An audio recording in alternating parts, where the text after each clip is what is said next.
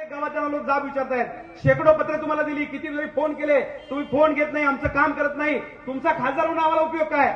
एका बाजूला लोक जाब विचारतायत आणि दुसऱ्या बाजूला शिवाजीराव दादांचं स्वागत, जंगी स्वागत गावोगावी होतंय, गावोगावी हजारोच्या संख्येनं लोक जमतात. हा मोठा फरक आहे. निसर्ग चक्रीवादळ आमच्या परिसरामध्ये आलं, अण्णा असतील, मी असेल, अध्यक्ष मॅडम असतील, आम्ही सगळ्या पक्षाचे पदाधिकारी आमच्या परीनं लोकांच्या संपर्कात राहतो, वारी वस्ती जातो, रस्त्यात देखील लोक आम्हाला काम सांगतात. पण हे महाशय इकडे फिरकले देखील नाही.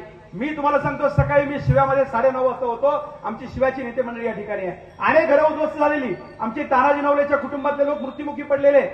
आताचे खासदार फिरकले नाही, पण शिवाजी आढळराव दादा पाटील हे विद्यमान खासदार नाहीत, कुठल्या पदावर नाहीत, पण सकाळी 10 वाजता शिवाजी आढळराव पाटील भैरवनाथ पतसंस्थेच्या माध्यमातून किराणा किट घेऊन शिव्यामध्ये हजर होते, घरोघरी जाऊन लोकांना भेटत होते, अडचणी समजावून घेत होते. हा आताच्या खासदारांमध्ये दादामध्ये फरक आहे. आणि म्हणून माझी आपल्याला विनंती आहे, जे आपल्याला भेटलेच नाही, दुसऱ्या बाजूला त्या ठिकाणी दिलीपांना फोन केल्यानंतर रिप्लाय आपल्याला देतात, आपलं काम मार्गी लावतात, हक्काने गेल्यानंतर घरी येतात. शिवाजीराव दादा आढळराव पाटलांचा जनता दरबार दर रविवारी तुम्ही जा, दादांचा चेहरा दिसत नाही एवढी लोक त्या ठिकाणी येतात. का लोक येतात?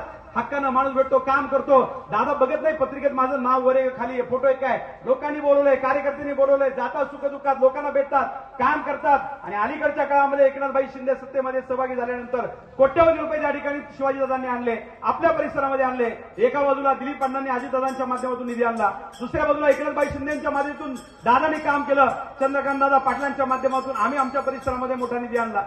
आता मी माझा निधी माझ्या गटाचा सांगत नाही भोसले साहेब, कारण माझ्यावर त्याच्यावर टीका होते की हे सगळे यांच्याच गटात पळवतात. आता ज्यांनी निवडून दिलं त्यांच्याबद्दल जाण नको ठेवायला, त्यांच्याशी प्रामाणिक नको राहिला. ज्यांनी मला निवडून दिलं त्यांच्याशी मी प्रामाणिक राहणार. दुसऱ्या बाजूला इथं खासदार येतील सांगतात की अमुक गद्दार आहे, तमुक गद्दार आहे. त्यांनी 4-4 पक्ष बदलले, त्यांनी मतदारांशी गद्दारी केली. आम्ही त्या ठिकाणी निवडणुकीत किती गोड भाषण करतो की आम्ही तुमची सेवा करू, तुम्हाला भेटू, तुमचं काम करू. आणि निवडून गेला जर पसार झाला, एखादा सरपंचाला तुम्ही गावात सरपंच केला आणि तो जर 5 वर्ष तुम्हाला भेटलाच नाही, तर तुम्ही त्या सरपंचाला मतदान कराल का? घरी पाठवला त्या सरपंचाला. मग आता असा खासदार आपल्याला 5 वर्ष मिळाला, जे 5 वर्ष आपल्याकडे आले नाही, आपलं काही काम केलं नाही.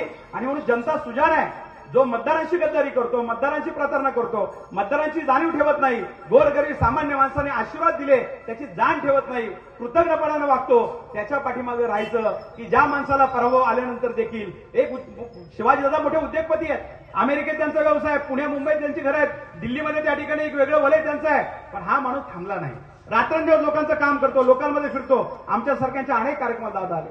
मागच्या वेळेला दादा या आमच्या पिंपरी पाईट गटामध्ये तुम्हाला जरी यश नाही मिळालं, तर या गटामध्ये 1960 मताचं मताधिक्य आमच्या सगळ्या लोकांनी तुम्हाला दिलं. आणि असेच नवनवीन व्हिडिओ पाहण्यासाठी पुणे डेली न्यूज चॅनेलला लाईक, फॉलो आणि सबस्क्राईब करा.